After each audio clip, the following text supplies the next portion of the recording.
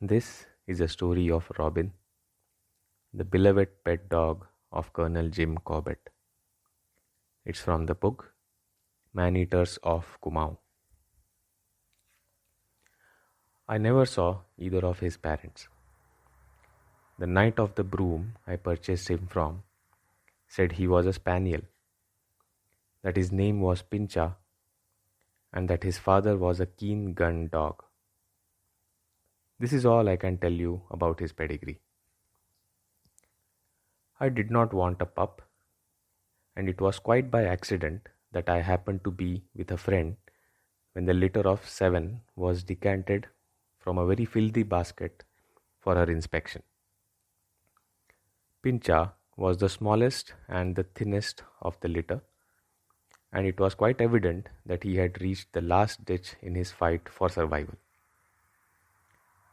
Leaving his little less miserable brothers and sisters, he walked once round me and then curled himself up between my big feet. When I picked him up and put him inside my coat, it was a bitterly cold morning. He tried to show his gratitude by licking my face, and I tried to show him I was not aware of his appalling stench. He was rising 3 months then, and I bought him for 15 rupees. He's rising 13 years now, and all the gold in India would not buy him.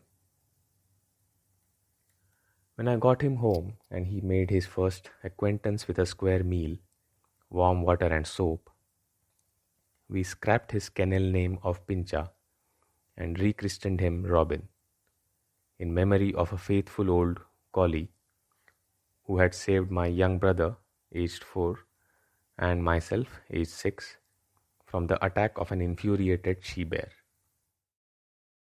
Robin responded to regular meals as parched land does to rain, and after he had been with us for a few weeks, acting on the principle that a boy's and a pup's training cannot be started too early, I took him out one morning, intending to get a little away from him and fire a shot or two to get him used to the sound of a gunfire.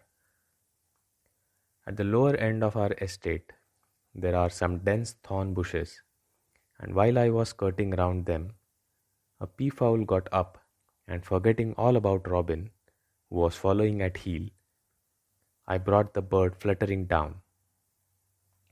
It landed in the thorn bushes, and Robin dashed in after it. The bushes were too thick and thorny for me to enter them, so I ran round to the far side where beyond the bushes was open ground, and beyond that again heavy tree and grass jungle, which I knew the wounded bird would make for. The open ground was flooded with morning sunlight, and if I had been armed with a movie camera, I should have had an opportunity of securing a unique picture.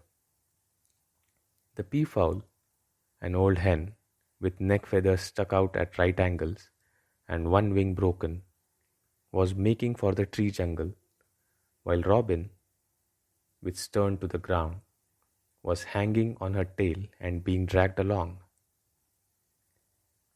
Running forward, I very foolishly caught the bird by the neck and lifted it clear off the ground, whereon it promptly lashed out with both legs and sent Robin heels over head. In a second, he was up and on his feet again, and when I laid the dead bird down, he danced round it, making little dabs alternatively at its head and tail. The lesson was over for the morning, and as we returned home, it would have been difficult to say which of us was the more proud. Robin, at bringing home his first bird, or I, at having picked a winner out of a filthy basket. The shooting season was now drawing to a close, and for the next few days, Robin was not given anything larger than quail, doves, and an occasional partridge to retrieve. We spent the summer on the hills, and on our annual migration to the foothills in November, at the end of a long 15-mile march, as we turned a sharp corner, one of a big troop of langurs jumped off the hillside and crossed the road a few inches in front of a robin's nose. Disregarding my whistle, Robin dashed down the cut side after the langur, which promptly sought safety in a tree. The ground was open with a few trees here and there, and after going steeply down for 30 or 40 yards, flattened out for a few yards before going sharply down into the valley below. On the right hand side of this flat ground, there were a few bushes with a deep channel scored out by rainwater running through them. Robin had hardly entered these bushes when he was out again, and with ears laid back and tail tucked in, was running for dear life, with an enormous leopard bounding after him and gaining on him at every bound. I was unarmed, and all the assistance I could render was to ho and ha at the full extent of my lungs. The men carrying M's dandy joined in lustily, the pandemonium reaching its climax when the 100 or more langurs added their alarm calls in varying keys. For 25 or 30 yards, the desperate and unequal race continued, and just as the leopard was within reach of Robin, it unaccountably swerved and disappeared into the valley, while Robin circled round a shoulder of the hill and rejoined us on the road. Two very useful lessons Robin learned from his hairbreadth escape, which he never in after life forgot. First, that it was dangerous to chase langurs, and second, that the alarm call of a langur denoted the presence of a leopard. Robin resumed his training where it had been interrupted in spring, but it soon became apparent that his early neglect and starvation had affected his heart, for he fainted now and after the least exertion. There is nothing more disappointing for a gun dog than to be left at home when his master goes out, and as bird shooting was now taboo for Robin, I started taking him with me when I went out after big game. He took to this new form of sport as readily as a duck takes to water, and from then on has accompanied me whenever I have been out with a rifle. The method we employ is to go out early in the morning, pick up the tracks of a leopard or tiger, and follow them. When the pug marks can be seen, I do the tracking, and when the animal we are after takes to the jungle, Robin does the tracking. In this way, we have on occasion followed an animal for miles before coming up with it. When shooting on foot, it is very much easier to kill an animal outright than when shooting down on it from a machan or from the back of an elephant. For one thing, when wounded animals have to be followed up on foot, chance shots are not indulged in, and for another, the vital parts are more accessible when shooting on the same level as the animal than when shooting down on it.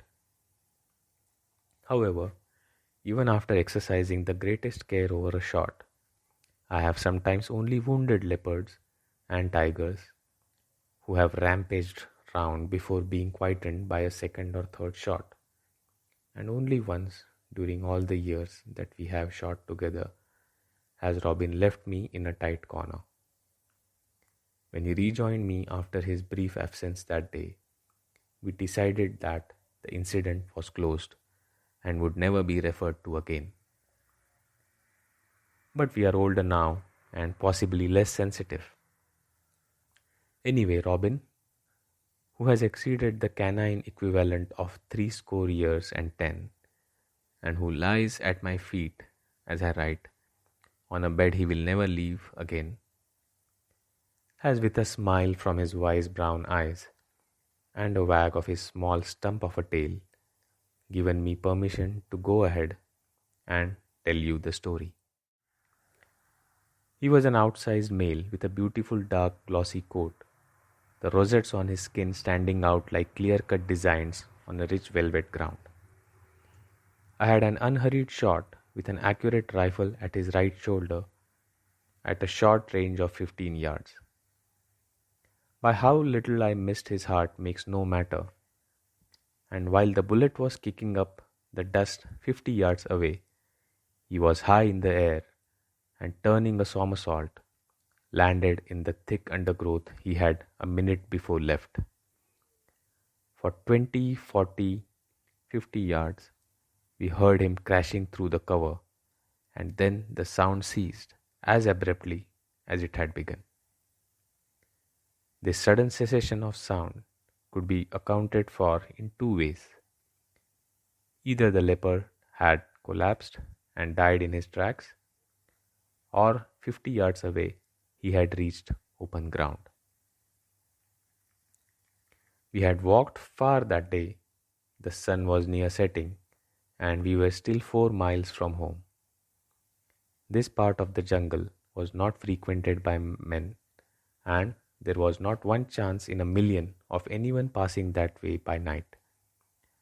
And last, and the best reason of all, for leaving the leopard, M was unarmed and could neither be left alone nor taken along to follow up the wounded animal. So we turned to the north and made for the home.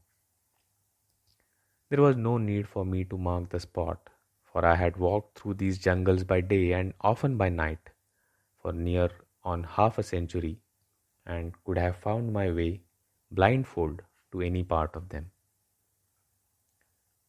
Night had only just given place to day the following morning, when Robin, who had not been with us the previous evening, and I arrived at the spot I had fired from. Very warily, Robin, who was leading, examined the ground where the leopard had stood, and then raising his head and snuffing the air, he advanced to the edge of the undergrowth, where the leopard in falling had left great splashes of blood. There was no need for me to examine the blood to determine the position of the wound, for at the short range I had seen the bullet strike, and the spurt of dust on the far side was proof that bullet had gone right through the leopard's body. It might be necessary later on to follow up the blood trail, but just at present, a little rest after a 4-mile walk in the dark would do no harm and might, on the other hand, prove of a great value to us. The sun was near rising, and at that early hour of the morning, all the jungle folk were on the move, and it would be advisable to hear what they had to say on the subject of the wounded animal before going further. Under a nearby tree, I found a dry spot to which the saturation of the dew had not penetrated, and with Robin stretched out at my feet, had finished my cigarette when a cheetal hind, and then a second, and a third, started calling some 60 yards to our left front.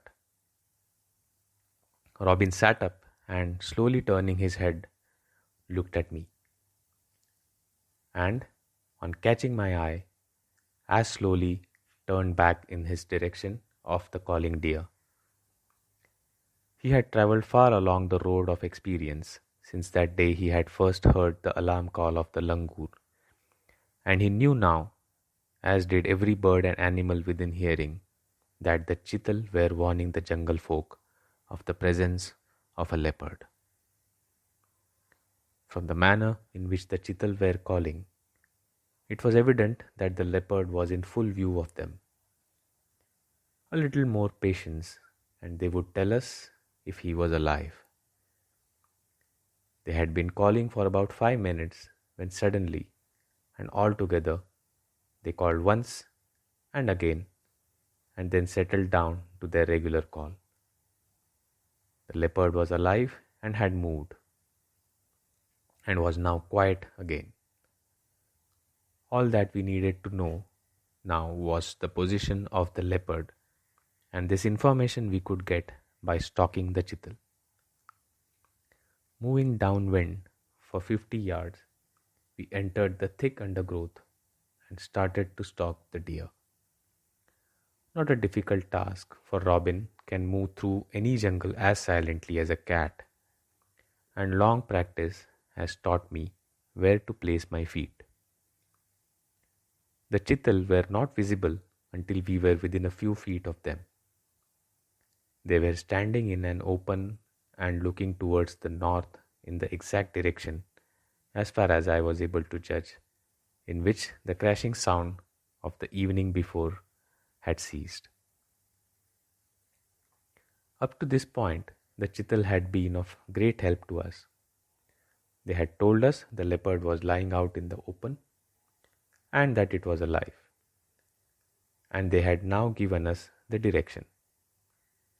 It had taken us the best part of an hour to acquire this information, and if the chital now caught sight of us and warned the jungle folk of our presence, they would in 1 second undo all the good work they had done so far. I was debating whether it would be better to retrace our steps and walk down below the calling deer and try to get a shot from behind them, or move them from our vicinity by giving the call of a leopard, when one of the hinds turned her head and looked straight into my face. Next second, with a cry of, "Where man?" they dashed away at top speed. I had only about 5 yards to cover to reach the open ground, but quick as I was, the leopard was quicker, and I was only in time to see his hindquarters and tail disappearing behind some bushes.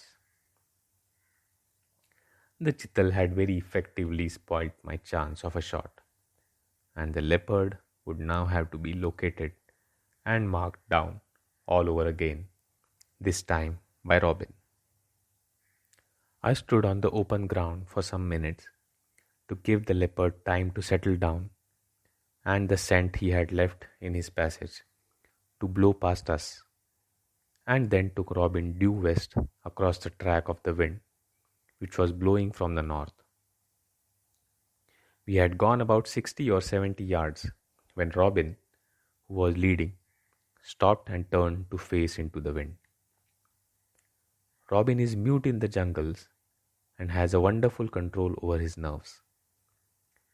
There is one nerve, however, running down the back of his hind legs, which he cannot control when he is looking at a leopard, or when the scent of a leopard is warm and strong.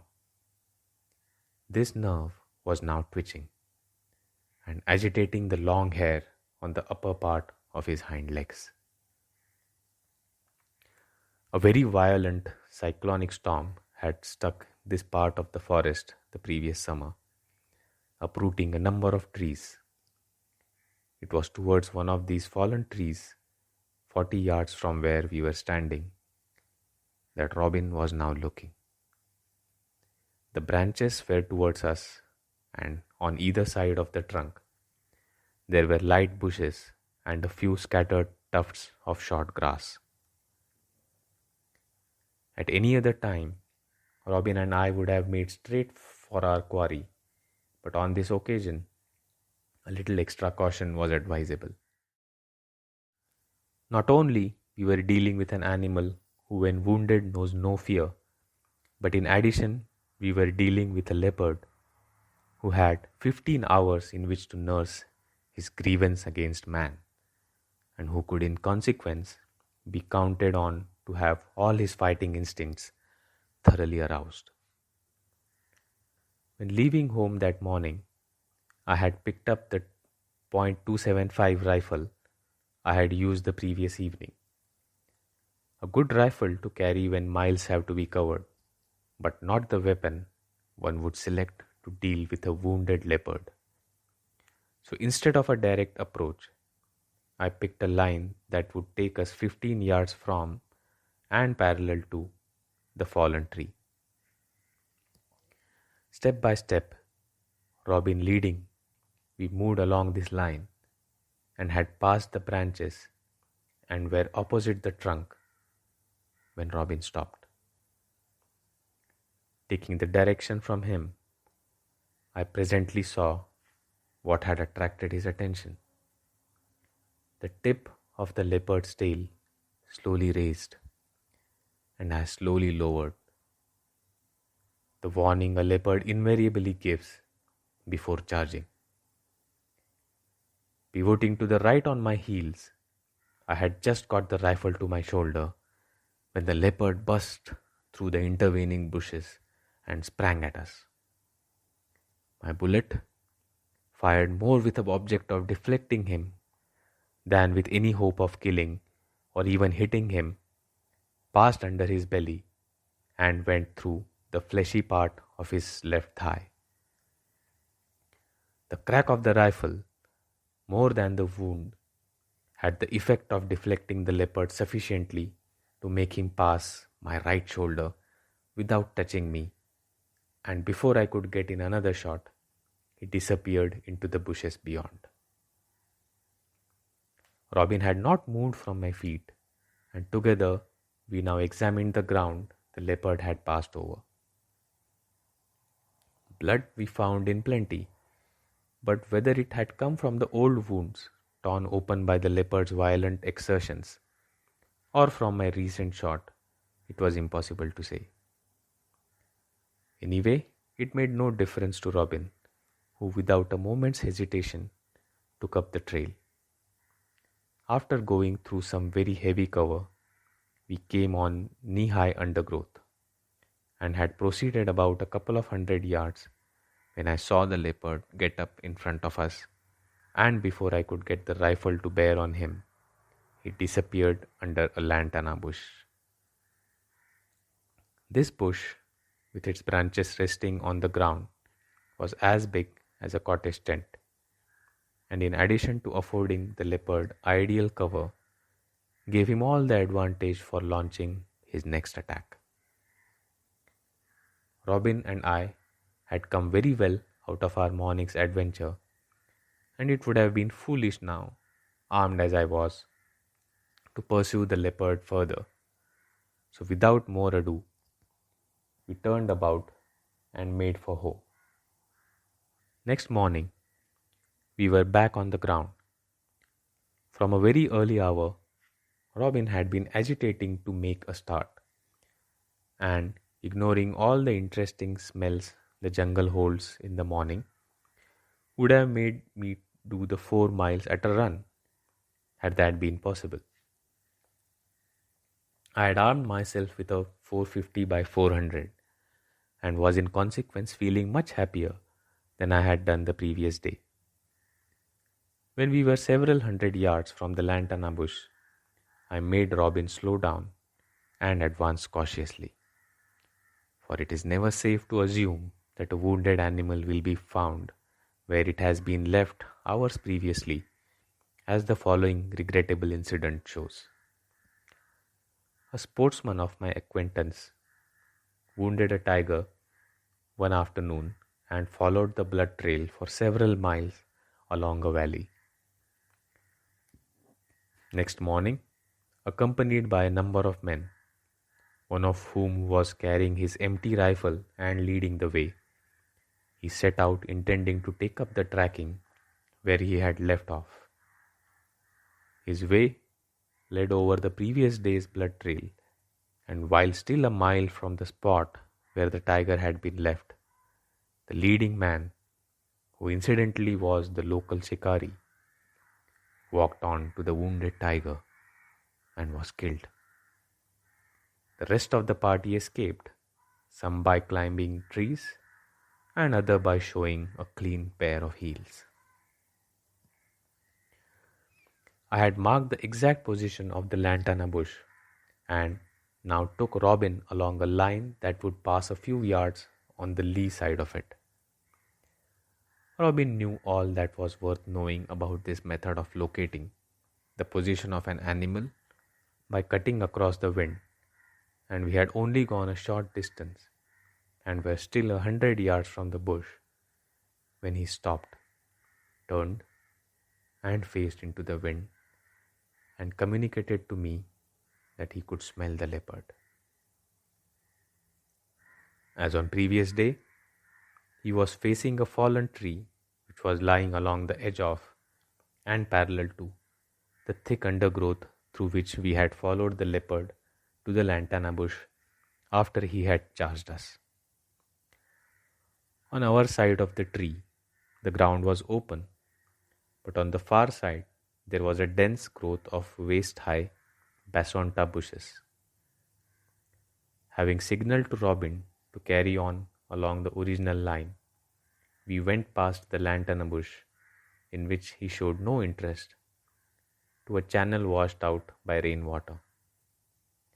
Here, removing my coat, I filled it with as many stones as the stitches would hold, and with this improvised sack slung over my shoulder, returned to the open ground near the tree. Resuming my coat and holding the rifle ready for instant use, I took up a position 15 yards from the tree and started throwing the stones. First on the tree and then into the bushes on the far side of it, with the object of making the leopard, assuming he was still alive, charge on to the open ground where I could deal with him. When all my ammunition was exhausted, I coughed, clapped my hands, and shouted, and neither during the bombardment nor after it did the leopard move or make any sound to indicate that he was alive. I should now have been justified in walking straight up to the tree and looking on the far side of it. But remembering an old jungle saying, it is never safe to assume that a leopard is dead until it has been skinned. I set out to circle round the tree, intending to reduce the size of the circle until I could see right under the branches and along the whole length of the trunk. I made the radius of the first circle about 25 yards and had gone 2/3 of the way round when Robin stopped. As I looked down to see what had attracted his attention, there was a succession of deep-throated, angry grunts, and the leopard made straight for us. All I could see was the undergrowth being violently agitated in a direct line towards us, and I only just had time to swing half right and bring the rifle up when the head and shoulders of the leopard appeared out of the bushes a few feet away. The leopard's spring and my shot were simultaneous, and sidestepping to the left and leaning back as far as I could, I fired the second barrel from my hip into his side as he passed me. When a wounded animal, be he leopard or tiger, makes a headlong charge and fails to contact, he invariably carries on and does not return to the attack until he is again disturbed. I had sidestepped to the left to avoid crushing Robin, and when I looked down for him now, he was nowhere to be seen. For the first time in all the years we had hunted together, we had parted company in a tight corner, and he was now probably trying to find his way home, with very little chance of being able to avoid the many dangers that lay before him in the intervening 4 miles of jungle. Added to the natural dangers he would have to face in a jungle with which, owing to its remoteness from home, he was not familiar, was the weak condition of his heart. And it was therefore with very great misgivings that I turned about to go in search of him. As I did so, I caught sight of his head projecting from behind a tree trunk at the edge of a small clearing only 100 yards away. When I raised my hand and beckoned, he disappeared into the undergrowth. But a little later, with drooped eyes and drooping ears, he crept silently to my feet. Laying down the rifle, I picked him up in my arms, and for the second time in his life, he licked my face, telling me as he did so, with a little throaty sounds, how glad he was to find me unhurt, and how terribly ashamed he was of himself for having parted company from me. Our reactions to the sudden and quite unexpected danger that had confronted us were typical of how a canine and a human being act in an emergency. When the danger that threatened is heard and not seen. In Robin's case, it had impelled him to seek safety in silent and rapid retreat, whereas in my case, it had the effect of gluing my feet to the ground and making retreat, rapid or otherwise, impossible. When I had satisfied Robin that he was not to be blamed for our temporary separation, and his small body had stopped trembling, I put him down, and together we walked up to where the leopard, who had put such a game fight and had so nearly won the last round, was lying dead. I have told you the story, and while I have been telling it, Robin, the biggest hearted and the most faithful friend man ever had, has gone to the happy hunting grounds, where I know I shall find him waiting for me.